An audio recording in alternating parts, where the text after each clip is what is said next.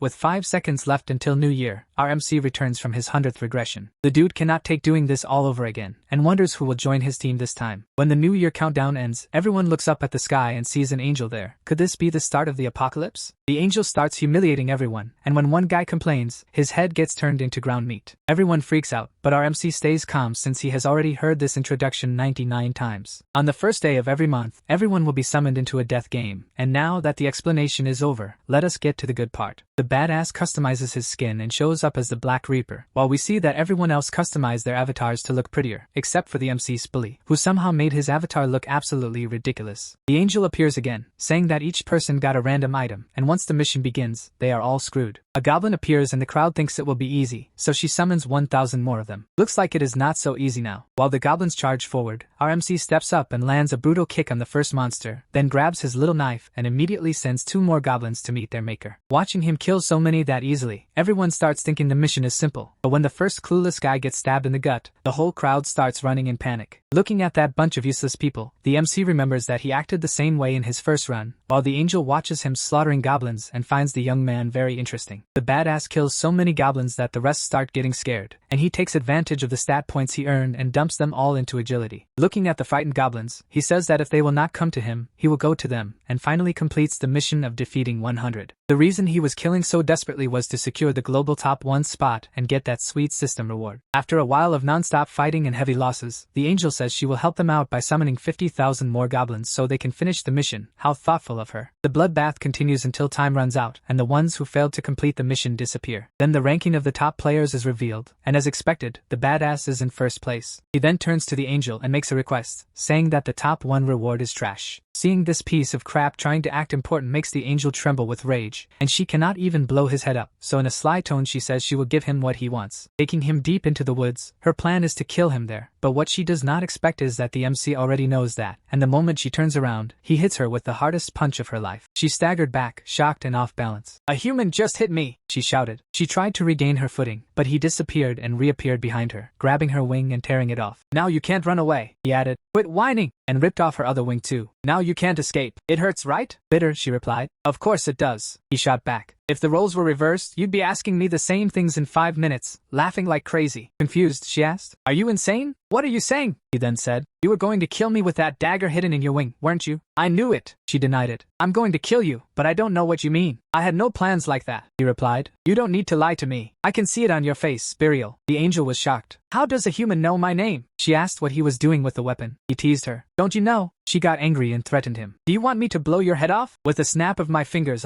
he said sarcastically. "Remember, you can't eliminate me anymore." Realizing her situation, she muttered, "I'm in trouble." She tried to threaten him. "My friends won't let this go." He laughed. "Friends? Angels are selfish. They don't care about each other. If you're done here, I doubt they'll care." Desperate, she begged. "You won't get anything from this. Just stop." He laughed again. "I'm going to finish you off. Of course I'll gain something. You just don't get it yet." Still unsure, she warned. "If you kill me, you'll regret it. You won't be able to go home." He replied. "This system will send me back automatically when this is over." "How do you know that?" In desperation, she promised him information to save her life. He coldly responded, "If I wanted information, I'd get it from you. I'd torture you until I learned everything I want, your species ecosystem, your purpose, and that you're just a pawn pretending to be a guide." The angel tried to argue, but the protagonist quickly struck her in the heart. She fell defeated. "An angel has been defeated," the system announced. "You are the first player to eliminate an angel. You've been granted the title First Angel Slayer, and you received angel's blood as a reward for this," he said. "This time I was first, just like I thought, and also got the slaughter rune, which was automatically added to his soul." He knew that with this title, his stats would double whenever he fought a sacred monster. He remembered learning about this reward after defeating the first angel on his 13th try. It's probably because only one player can get it. The rune, called the slaughter rune, boosts his stats by 1% for each target he defeats, up to 100%. The effect lasts until the end of the round. He thought that since only one person can have it, these rewards are like unique items, and other angels would be shocked to find out he already has this rune. The main reason he killed the angel was for the angel's blood, a special item that lets the player change their class to Reaper. This item can only be used at level 10 or higher and is given to the first player who defeats an angel. All players can choose a class starting from level 10. There are 30 different classes, and changing classes is pretty easy. You just need to get a class change item. Usually, You get them naturally by hunting or meeting some simple conditions. But sometimes, to change to a unique class, it's only given to one player under special conditions. Unique classes are clearly better than regular ones. The extra stats, advancement runes, and setups are way superior. The protagonist then said, "Now I'll claim the reward for being first across all regions." He was given these options. You can choose a special reward from the following. 1. An extra experience ability with 3 times the gain is only available in round 2. 2. 2,000 gold. 3. Details about round 2. He knows the experience boost is key because he wants to hit level 10 fast to change his class. Clearly, the extra experience ability for 3 times the gain in round 2 is the best choice. With the boost in place, he thinks, "This is my last shot, and I'll be the strongest, no matter what." And so, we finish the first round. The gangster wakes up where the New Year's celebration was happening and starts to say, "So, this is the New Year's bell? What happened? Did everyone pass out like I did?" Some people begin to wake up saying, "Wow, what a weird dream." He checks the clock, 5:20 a.m. The same time that passed in the dream has passed here. Everyone, including his friends, wakes up with headaches. He says, "You're awake. So Yeoman, did you pass out too?" Yeoman replies, "It wasn't just me. Looks like everyone passed out." He adds, "It seems like everyone fainted at once. What's going on?" "I was about to say I had a really strange dream." A friend asks, "Yeoman, did you have that dream?" Yeoman hesitates. "Yes, but I'm not sure it was just a dream." "So you think it was real?" "The goblins, round 1, and everything. Are we really going to the next round next month?" Suddenly, they see someone who hasn't woken up. "Hey, why isn't this guy getting up?" When they touch him, they find his body is cold. One of them, worried, says, "He's not breathing. I can't feel his pulse. Is he really dead?" Another person comments, "Did he die because he didn't make it through the game? Are all the people not waking up dead? This can't be true. Only half survived. Will the next round be the same?" The gangster prodigy, known for his coldness, speaks with unsettling cheer. "It doesn't matter if someone was born rich or poor. The chances of survival are the same. Now there's no reason to complain about life being unfair. Stay calm, you useless people. We just need to survive." "But why are you all so worried?" a panicked voice says. "It's so unfair to be eliminated like this, without even getting a chance to fight." Yeoman, annoyed, replies, "It's not like that. Other people were also in this situation. What's unfair about it?" His friends think to themselves, "What a crazy guy." An angry friend says, "You've lived your whole life as a gangster, so maybe you don't feel like you've lost anything. But I had plans, things I still wanted to do." One of the friends notices Yeoman looking around. "What are you looking for?" Yeoman replies, "Where is that damned kid?" "Who? That slave of yours?" "Yeah, where did that guy go? I'm sure I saw him over there before passing out. Did he not even make it past the first round? Makes sense, right? How could a weakling like that survive in the end?" Then, he hears something, looks around, and sees a guy in armor. "Who's that guy? Where did he get all that armor?" Soon, he notices a status window open in the real world. The status window appears, for everyone. They quickly realize that each person can only see their own status window. If the game system applies to reality, Yeoman tests his strength by breaking a stone with his bare hands. "This is amazing!" he shouts, excited. The news quickly reports an unbelievable incident in front of Django, where the New Year's event was supposed to happen. More than 10,000 people passed out at the same time. The scene even shows footage of the angel, and the report explains how one person died instantly, followed by the angel raising her hands, causing all 10,000 people to faint. According to the police, this only affected people aged 15 to 29. Meanwhile, online, no one believes it. "Those reporters are crazy," many say, while others think it's just computer graphics. Meanwhile, the protagonist, Sirius, says, "This is just the beginning." The news keeps reporting on the events. The protagonist thinks, while the articles endlessly talk about the deaths, the real issue is elsewhere, the fact that the player's abilities now apply to reality. Even if the effect is small now, as their levels rise, these players will become powerful beings. No modern weapon, not even an entire army, will stop them. They'll become unstoppable human weapons. He thinks, "I can't just sit back and watch the world fall apart. If I let things go as they are, humanity will be done for before the 20th round. There's only one answer. I need to control all the players with strong power. I know I'll have to try different methods this time." We see the main character looking at a screen. To get into the final boss's room, you need at least 5 players. I already have some good candidates in mind, and I've thought about how to recruit them, but it's not time to act yet. Right now, there's something even more important I need to do. He gets home, opens the door, and sees his younger brother had only instant noodles for dinner again. He opens the bedroom door, and finds him sleeping soundly. He can sleep well, even when I'm not home yet. Ryu-1, my younger brother, is about to start his senior year. Our family was normal until our parents died in a car crash. Everything changed overnight, and one of the biggest changes was that I became his only guardian. He adjusts the band-aid on his brother's hand and wakes him up. He turns on the light and says, "Time to wake up, 1. "It's morning," the boy groans, "but it's only 6 a.m. We can't sleep now." "What? What's happening?" "I'll explain later. Get dressed fast. We're leaving. But where are we going? Are you trying to watch the sunrise? I'd rather sleep. Listen,